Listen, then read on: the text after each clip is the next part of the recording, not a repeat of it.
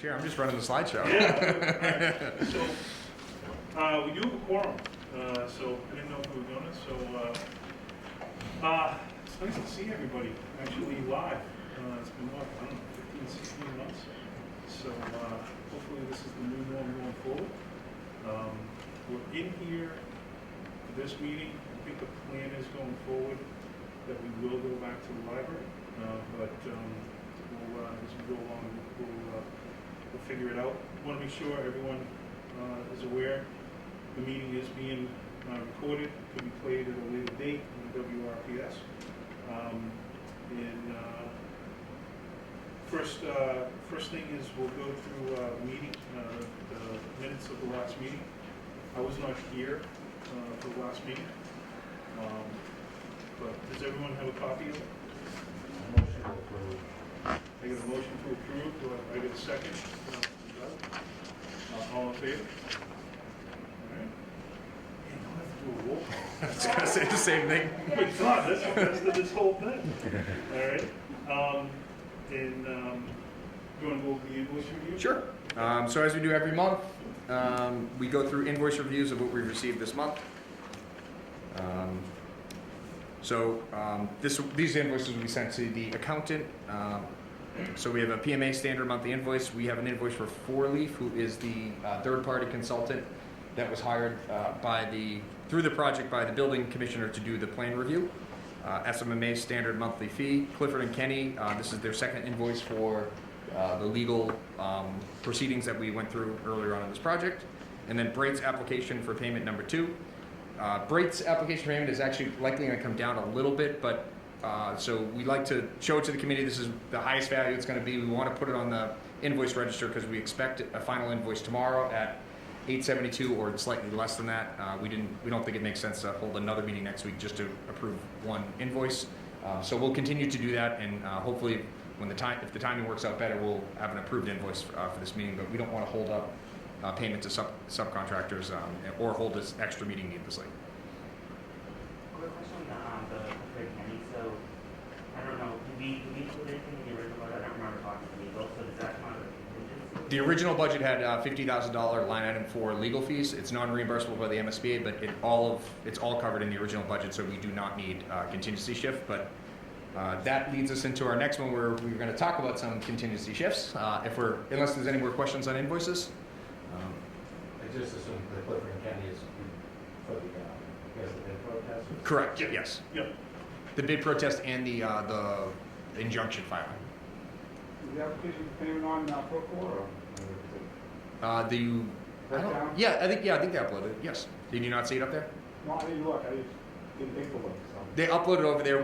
They've sent their application for payment certified and notarized, and we've asked them to, for the initial one, send a pencil copy, and we'll distribute that around. You can take a look at that moving forward, but because we technically rejected the AFP number 2 because of timing, and there's contractual agreements and times that have to be, you have to either approve it or deny it, and because they didn't have everything in line when they initially submitted it, we did technically reject it. They've resubmitted their schedule, they've resubmitted everything else they need, so we're looking like we're going to be in good shape to approve it. When's the pencil election out?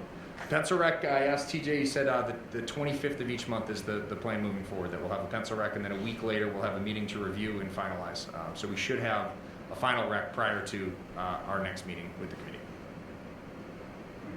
Right. So as part of the MSBA process, we have to, every time there's a budget change or a budget shift, or there's items that are not included in the original budget, we're required to do what's called a budget revision request. So we like to review those with the building committee. These have already been sent out to the people on the building committee who have to sign them, but we want to review it with the building committee before it's signed and moved in. So one is that third-party drawing review by the building department. They did request, they requested this, so we didn't have budget. This wasn't something that we had planned prior to the start of the project. The fee for them is $36,820. They've sent us their initial review, and they call it an 80% payment. So they do their initial review, we pay them for 80%. Those comments went to the architect. We expect the architect's comments back on those by the end of the week, and they will respond to those, and we'll pay them the final 20%. There's nothing in the review that, there's no showstoppers in there, there's nothing major. A lot of minor little things here and there, some stuff that's almost irrelevant, but they put it in there. They did a very thorough job of the review. I talked to the building commissioner. He's happy with the review that they did, so that's why I recommended the payment. But now it's taking that budget, shifting it from owner's contingency into the permitting line item to cover that. We also have compliance monitoring. This is something that we did have on our radar early on. The town contracted them to do our initial plan review, and now they're having them monitor throughout the course of the project. They come and make sure that we're in compliance with Concom. We had some extra money that we used to fund. It's about $8,500 is their Concom compliance monitoring, but we're short about $2,673, so we're shifting that into the permitting budget to cover the rest of that cost. So remaining in contingency, owner's contingency is $1.466 million. The other budget, oh, sorry, Mark. Sure. So any potential change orders coming out of this third-party drawing review for building department? Nothing jumped out at me as that would require any changes to the scope of work now. I don't know, Jay, if you have anything you saw in there? It's mainly just clarification, dimensions, things like that.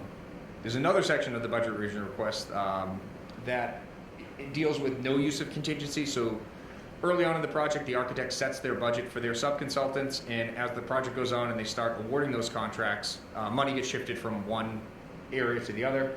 So the first three line items are areas where the architect is shifting money. They had more money in their geotech line item than they needed, and they had less money in the site survey, wetlands, and traffic study. So this shifts those funds into the appropriate budget. There's no change in their contract value. There's no use of contingency. This is simply moving from one line to another. And the other two items are, we had some money left over in feasibility study early on in the project. It was unspent during that phase, so we're taking that, shifting it into the permitting to cover the rest of the Concom monitoring. So we had them in feasibility. We just pull it forward to the next phase of the project, and that's what you're seeing there. All right. So legal review, we are finally able to report that the injunction that was filed by CTA against the project and co-filed by J&J has been denied by the courts. So that means that we are able to proceed with Brate. I don't know that it prevents them from filing additional legal action. I don't think that it does, but for all intents and purposes of this project, we are good to go, and we haven't seen anything yet. We've responded to a couple of public records requests, just clearing up some stuff that happened that they asked for during the injunction, but we haven't heard anything else. So we're hoping that that holds, and we're hoping that we don't get into another lawsuit, and we're happy that we can stick with Brate, our contractor, and they've been working hard. We're going to go through a progress update to show you all the work that they've done since the last meeting as well. So it's a huge hurdle. It's something that kept me up at night, and I'm glad that we're now past that. All right. So on to project update. So for the past month, they've been removing some unsuitable soils, rerouting some drainage, and they've been placing footings and piers and walls as part of the building foundation. Moving forward, we're going to continue with that foundation work. We're going to do some underground, under slab utilities. This is electrical and plumbing that goes underneath the slab of the building, needs to go in before you put the concrete slab on top. This summer, in actually the next week after school's out, we're going to shut down Lieutenant Colonel Duffy Way and to make way for our enabling work, and we'll go through that in a little bit more detail.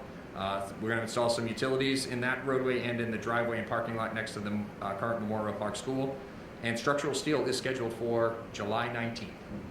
So those are... Does that impact Memorial Park School during the summer? Are they going to lose?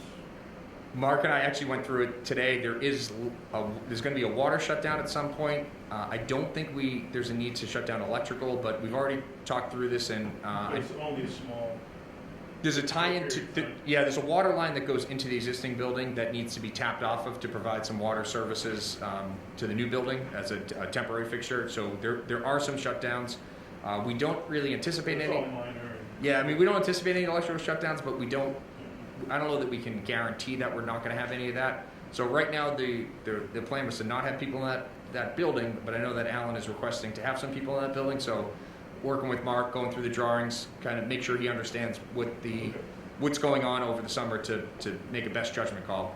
The other thing to note is that they are going to have trucks working very, very close to that building. We have a map. We'll show you in a little bit how close that the fence line is, and it's going to be like, you know, if you're on that side of the building, you're gonna hear a lot of noise. There's gonna be a lot of disturbance, and it's not gonna be a very conducive place to work. But custodians can certainly get in there. That was they're gonna have power. They're gonna be able to do their summer work and cleaning in preparation for the next school year, because in September or late August it opens again. Great.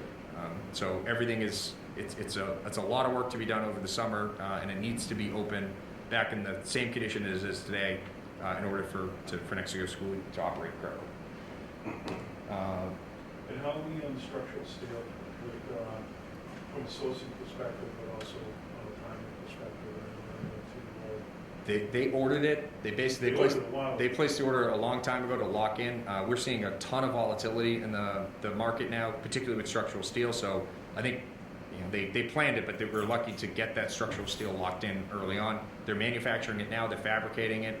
They're sending down pictures and photos showing of all the structural steel so they can get payment for what they've made so far, and So it should be on schedule, we shouldn't see right now, as far as Brait's reporting, it is on schedule for July 19th, which is why we're monitoring the foundations, because we really want to make sure they're ready. We don't want to delay anything. We want the steel on the road. It's coming from Canada, so we want it through the border, down here, on site, ready to be placed on July 19th. And Brait in their last schedule update shows that their schedule supports building C in that schedule, that July 19th schedule. And then there was a bullet about the abutters strategic wall, like that, is that happening? I saw that. It is. There's actually some more slides down the road, so if you hold any questions for that, we'll go through it in more detail, and then we can ask more questions about it. So just some progress photos. This is placing some footings on site. This is the building C. We have footings placed. We have some walls placed, some other walls framed. We have grade beams going up. The actual floor level of the building is kind of up on top of where that orange rigid box is. See behind it, that concrete level. The floor level is really up there. It's you can see a pier behind it. So they pour all these footings. They pour the foundation, and they're going to fill that all in with fill, and then they're going to cut it back out to do the underground piping, and then the slab goes on top of it. So the actual floor of the building is going to be much higher than the elevation of the current elevation of the ground we're seeing here. So here's some of the work they've been doing on building C. C is probably the furthest ahead right now, and then B to the left of it. You can see they have the footings poured, and then there's some rebar up there for foundation walls, which will be poured next. There's someone up on a lift there installing a camera, which we'll get to in a minute. We'll show you some pictures from that camera and how you can access it. This is building A. You can see in the middle there's a plastic pipe sticking up. That is part of the 24-inch line that runs directly through the middle of the site. This afternoon, they started removing that entire pipe, and that is now gone. So I took that this morning, and it's no longer there. So we do have 2 site cameras. So just to give you a little reminder of what the building layout looks like, we have one of the cameras is up on Colonel Duffy Way, pointing south. The other one is down on that light pole that we just saw, pointing north. I don't know if you can see down here. There is a link that they actually just sent out today that links to both cameras. I can send that out to the committee by email, or I'll send it to Donna. Maybe we can put it in the meeting minutes, so when people review those as well, they'll be in there, and anyone who reads the meeting minutes will have access to it. This will show you every 15 minutes it takes a photo. So you can, I think it starts at like 6 a.m. and goes to like 4 or 5 at night every day, and on Saturdays, and you can review every photo. You can review a time lapse to show you how the building's going up. So if you're not able to get on site, you can see what's going on. So here's the view from camera 1. Up in the foreground to the left, that's building B. In the background to the right, that's building C. So you can see building C is a little bit further along than building B. And if you go to camera 2, on the left, that is building C, and on the right side is building B, and behind it would be building A. So it's the building's starting to take shape. You can really see what it's going to look like, and from when you look at those aerials and the drawings that we've been looking at for years, it's really starting to lay out, and based on you can get a sense of scale of how the size of the building, how big it actually is now. All right. So that's the current progress. So the next thing we want to talk about is what's upcoming. So this is the phasing plan for this summer. All of the area that is in, I don't know what color that is, tan, that is construction zone, which means that Colonel Duffy from Division, a little bit actually into Taunton, all the way down gets blocked off by construction fences. And that extension road that connects from Reed Street into the Jefferson School, that gets shut down. That's all a construction zone. And if you look on the left-hand side, that's the existing Memorial Park School. And that construction fence line runs through the parking lot, through the roadway, directly, basically next to that building. So there's really no room to go into the front entrance. There's other ways to get into that building. And if you look at the, if you go into the civil plans, you'll see there's water connections, there's gas lines, there's drain lines, there's all sorts of utilities that run through there that support the construction of the new building. And we have to do it this summer because we need that back up and running and operating so that Memorial Park can operate for next school year. So it's a lot of work to get done over the summer, but they're geared up to do it. They have it scheduled, and we just need to make sure, as soon as that school's out, they're going to shut. They're already laying out fences now, and they really need to get a jump on it. So you'll see it happen relatively quickly. One of the items that we've been looking at is this is the backside of the Reed Street neighbors. That gray thick dashed line is the property line. So you see some trees behind it, you see some sheds and things like that, and then that kind of solid gray line with the black on either side of it with the drain line, that is the retaining wall that we're putting in there. So it does get pretty close to some abutters property, so we marked it out today. They spray painted it, and we have some pictures of how close it really gets. So that line here is kind of where the new retaining wall goes.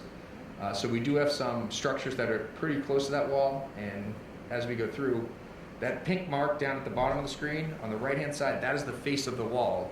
About 1.5 feet beyond that is where the toe of the foundation sits. So it's not quite into their fence, but it's not that far off, and that wall is 4 feet deep. So the concern becomes when you start cutting a 4-foot trench to put that wall in, what happens to the neighbor's fence and what happens to some of the other improvements they made. So we were out there today. We actually ran into some of the neighbors, or we've been talking to them about it. And I think we're going to have to come up with a plan to remind them that this is happening. And then if this fence needs to be taken down and then put back up for part of our construction, I think that's a cost that we should incur as part of the construction cost to be good neighbors and to make sure we're not destroying people's property.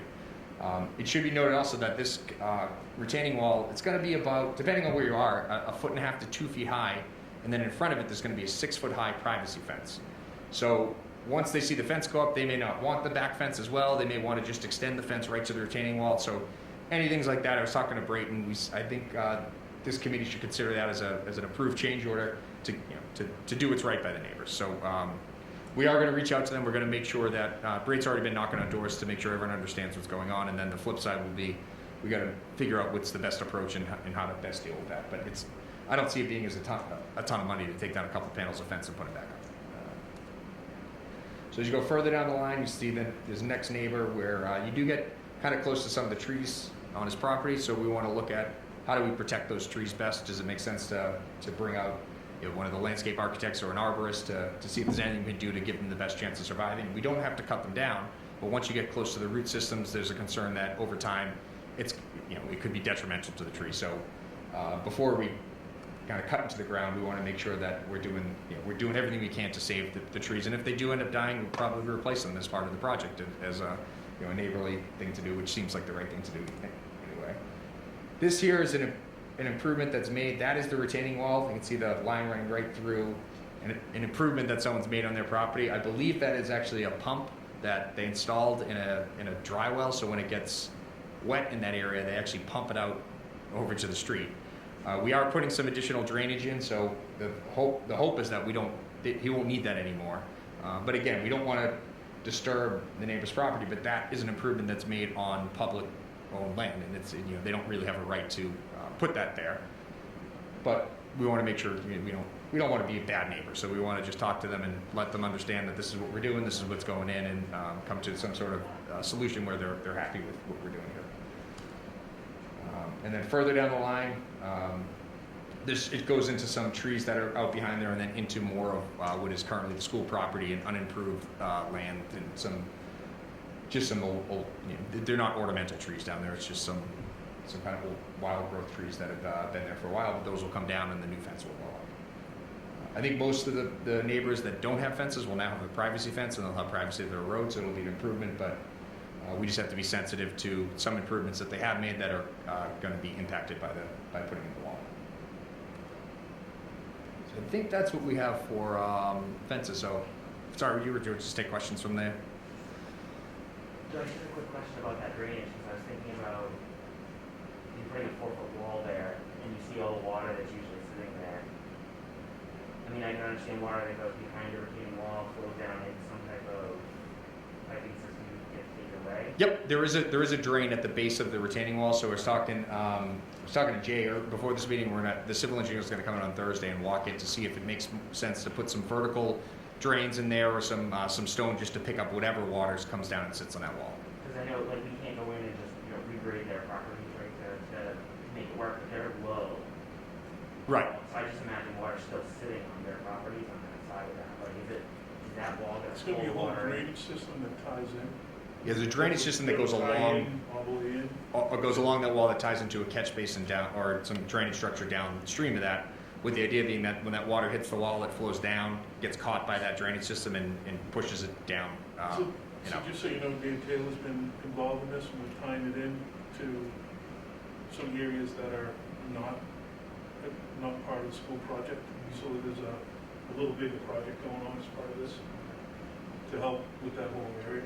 And as far as this goes, now that the wall's laid out, we want, when the civil engineer's on site on Thursday, we want him to walk it and maybe see if there's any low spots, can we make sure we tie that in, and maybe there's an additional tie-in, an additional vertical that, to your point, picks up any ponding water that's gonna have a tendency to sit behind that retaining wall and just get it down into the drainage and get it out. And the whole idea of this is, one, to improve the area, give them more privacy, and to hopefully help out with that water situation. Will there be any way for these residents to exit their property up to that street?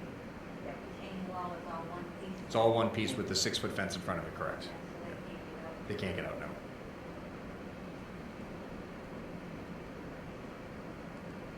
So that's where we're at, and that's where we're headed in the next month. And this will actually, the fencing's going to start going up as soon as school's out. So really, the next week and a half is when we're going to see some drastic changes out on that street. Any other questions on that? All right, one question that we've been batting around and kind of kicking the can down the road is on a groundbreaking for the school. We did earlier on have a desire to have one. We can certainly still have one. It's not uncommon to have a groundbreaking actually after the ground has been broken. So we wanted to bring it up for this meeting to see if there's a desire to still do so, and if so, you can let us know so we can schedule that with Brait. They'll get a piece of equipment, they'll get some shovels, and we'll set up down there. We can live stream it, whatever we want to do, and have an official groundbreaking.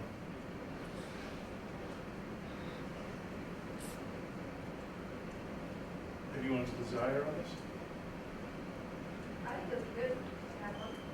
I do too, I just don't know if Phelps family would be available to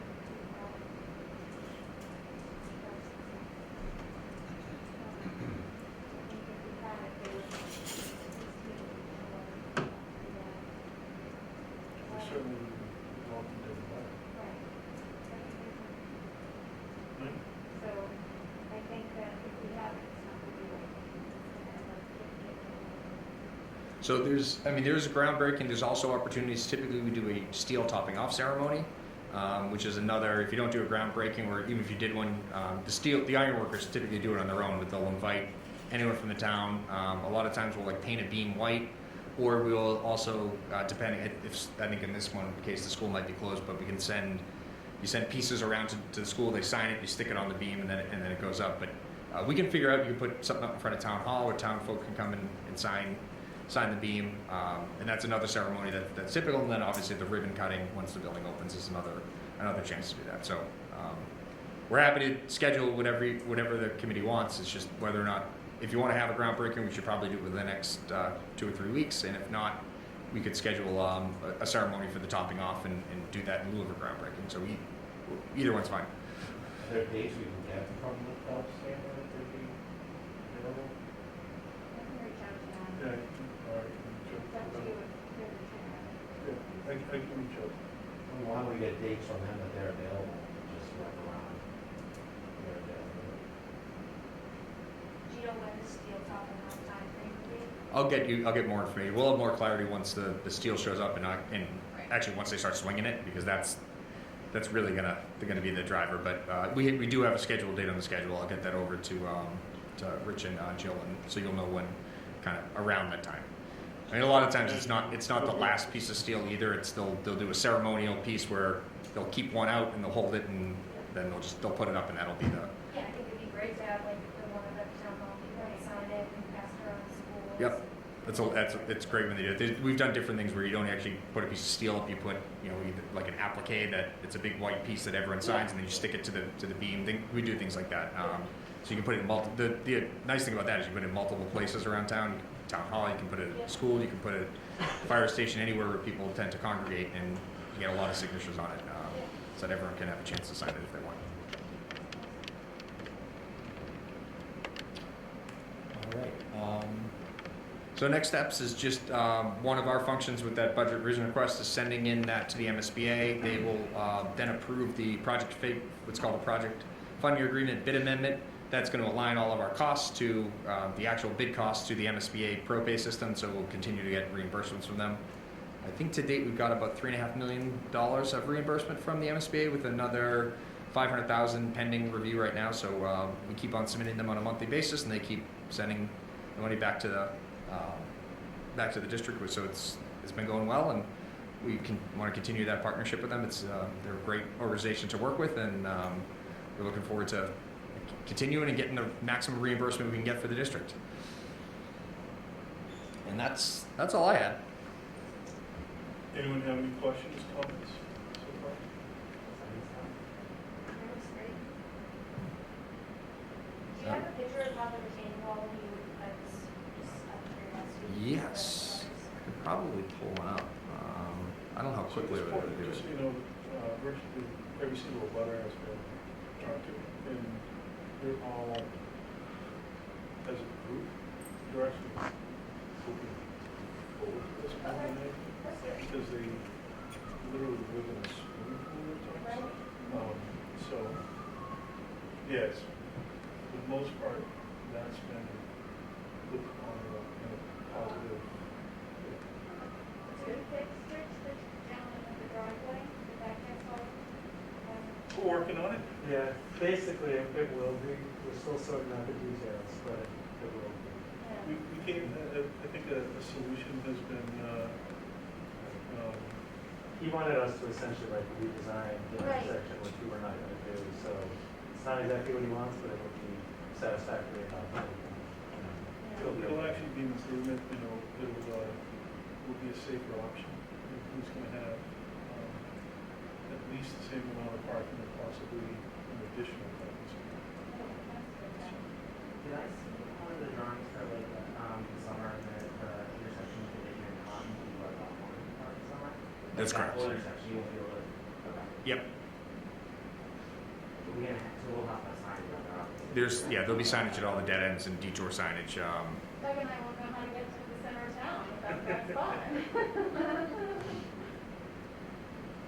Doug, let's You know, put it this I way, get if they miss it, then they've got other issues going on.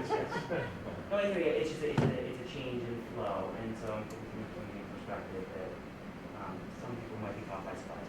That's all. And I'm sure somebody Well, will. it's gonna be a good idea. I know. I knew it was gonna happen at some point. Just didn't quite know when. They're gonna complain about a lot, so. there we go. I go that way all the time. And they don't do food.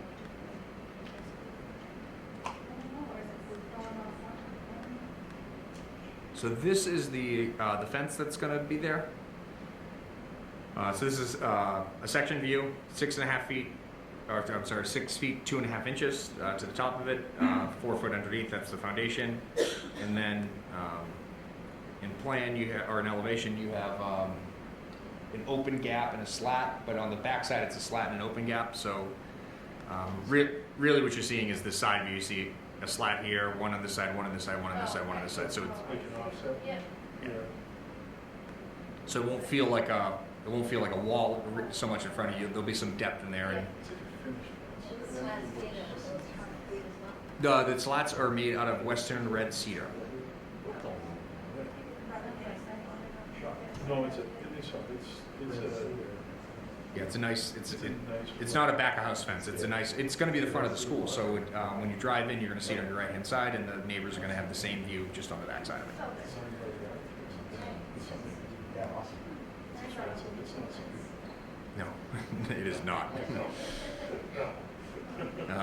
And off to the right of it, this is the foundation showing just the neighbor side and then the school side over here.